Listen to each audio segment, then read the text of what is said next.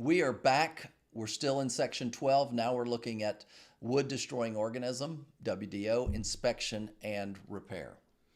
And in the state of Florida, any property that basically is more than 6 months old will show something on a WDO report. So don't freak out and maybe inform the buyer and the seller in advance because humidity, water, wood will end up in something on the report. Yeah. So the property may be inspected by a Florida licensed pest control business to determine the existence of past or present WDO infestation and damage caused by infestation. Buyer shall, within the inspection period, deliver a copy of the WDO inspector's written report to seller if any evidence of WDO infestation and damage is found. So not required if it's not found, is required if it is found. WDO means arthropod or plant life, so including termites, powder post beetles, old house borers, and wood decaying fungi. That damages or infests seasoned wood in a structure, excluding fences. Yeah, fences in Florida, basically, once you put them up in 6 months, they already look like they're 12 years old. Yeah.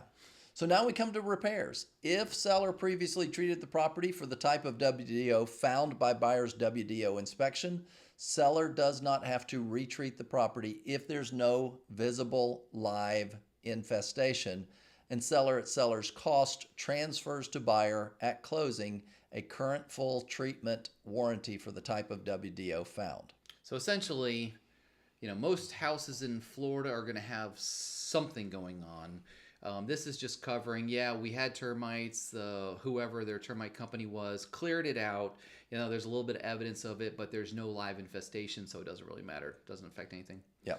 All right. So seller shall, within 10 days after receipt of buyer's WDO inspector's report, have reported WDO damage estimated by an appropriately licensed person, necessary corrective treatment, if any, estimated by a WDO inspector, and a copy delivered to buyer. So again, they're putting the burden on the seller. So you, as the buyer, you go out, you get your termite company. They say, we've got wood rot on the back door. We've got wood rot on the front door. So you send the report over to the seller. Then the burden kind of shifts to them to do something. And they're going to have to go out and get estimates to get them fixed. Yeah. And they've got 10 days to do that. And then it says, seller shall have treatments and repairs made in accordance with paragraph 12F below up to the repair limit, the WDO repair limit. If cost to treat and repair the WDO infestations and damage to property exceeds the limit, then within 5 days after receipt of seller's estimate, buyer may deliver written notice to seller agreeing to pay the excess or designating which WDO repairs seller shall make at a total cost not to exceed the repair limit, and accepting the balance of the property in its as-is condition with regard to WDO infestation and damage, subject to seller's continuing maintenance requirement. If the buyer does not deliver such written notice to the seller, then either party may terminate this contract by written notice to the other, and buyer shall be refunded the deposit, thereby releasing buyer and seller from all further obligations under this contract. Yeah, the one thing that sticks out is unlike the other section, there is no seller can just say, hey, I'm fixing it all, and buyer's still obligated. Right. This one just basically says, fix up to the limits, and if you don't, then either party can cancel. That's it. Now, that's not to say that the seller might say, hey, I'll cover it. Because if it goes over that limit, the buyer does have a remedy of getting out. Correct. So it's probably, if you're representing the seller, it's now disclosable information, and it would be wise, most likely, to just go ahead and have that repaired. That's my thought. Yours? That's probably what the logic is the seller's not going to be able to resell either without disclosure or fixing it themselves. So at some point they're going to have it fixed. But yeah. So let's look at inspection and closeout of building permits. So buyer may have an inspection and examination of records and documents made to determine whether there exists any open or expired building permits or unpermitted improvements to the property. So this is where the municipal lien search is supposed to disclose these permits. Now, the one thing that's important is from a title standpoint, nothing having to do with the building permit stops the closing company from closing and issuing free and clear title. Because in our counties, open, expired, non-closed out permits are not a lien against real property. Gotcha. Now, why then is it important to close those out? It may be the lender that says we're not going to, or what? No. Basically, as a buyer, you're possibly inheriting the responsibility to then close down in the future when you go to sell it. There we go. So when this first came out, which was a couple of years ago, it was a big problem. Counties didn't know how to handle this stuff. So you can imagine, there's different reasons why you need a building permit. It could be as simple as you put in a new sprinkler system and somebody just has to look at it. Or you did all new wiring inside your house. Now think about that. How would you inspect wiring behind drywall that's been painted? Yeah. They would have to rip out everything, redo it.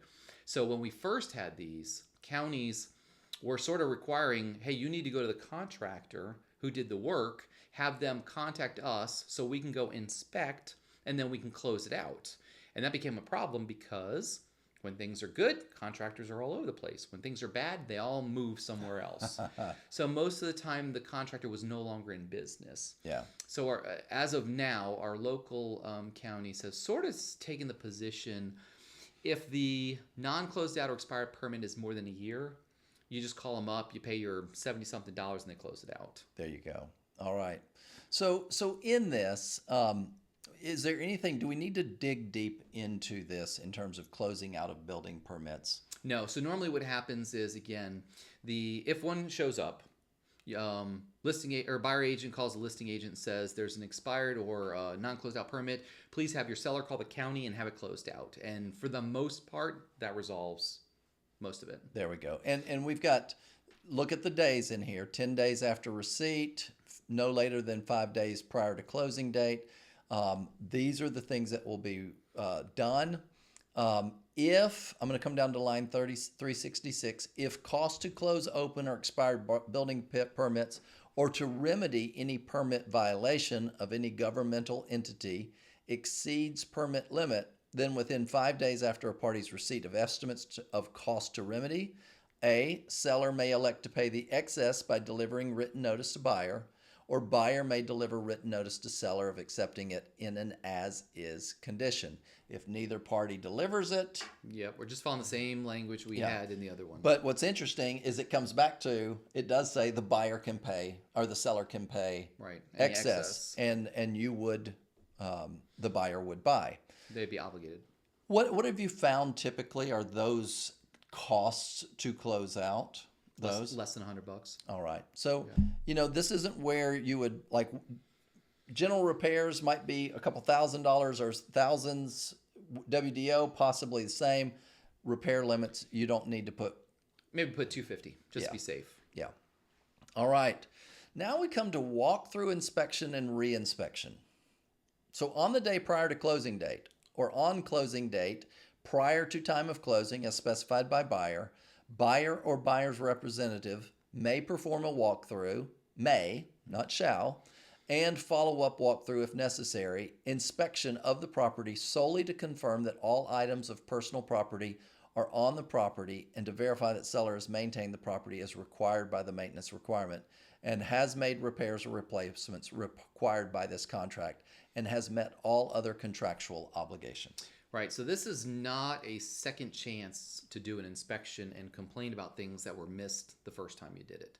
This is solely assume buyer did an inspection, assume the inspection turned up 5 things, to go through and make sure those 5 things were fixed correctly and to make sure that the seller has maintained the property in the materially condition it was when you went under contract, subject only to normal wear and tear.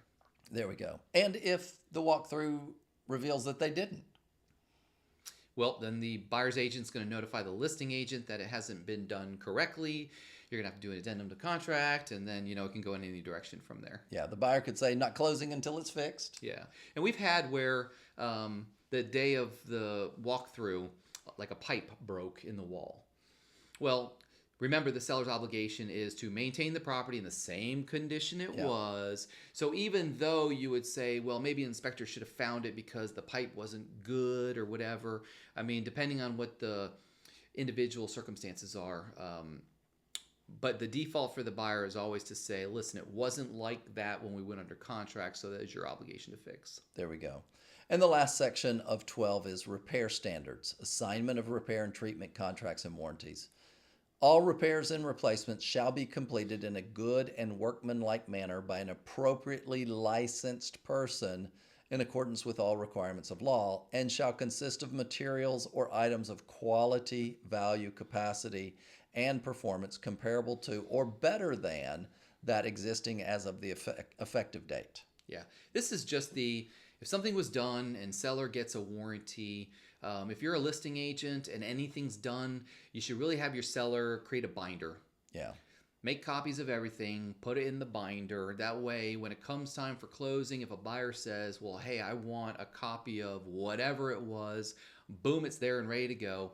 And then also, everyone can read the contract to see whether or not if it's automatically assignable to the new owner, or if the seller must contact whoever did the work, or if the buyer must contact whoever did the work to make the work assignable. Yeah. And also understand the standards. It's a licensable person. So my strong suggestion, if you're working with the buyer, write that in those repairs to be completed by a licensed service provider or licensed person. If you're the seller, best bet is to hire a licensed handyman or someone, contractor, so that it doesn't come back to you post-closing. Yeah. All right. Section 12 in the books. There we go. We're moving along. All right, folks.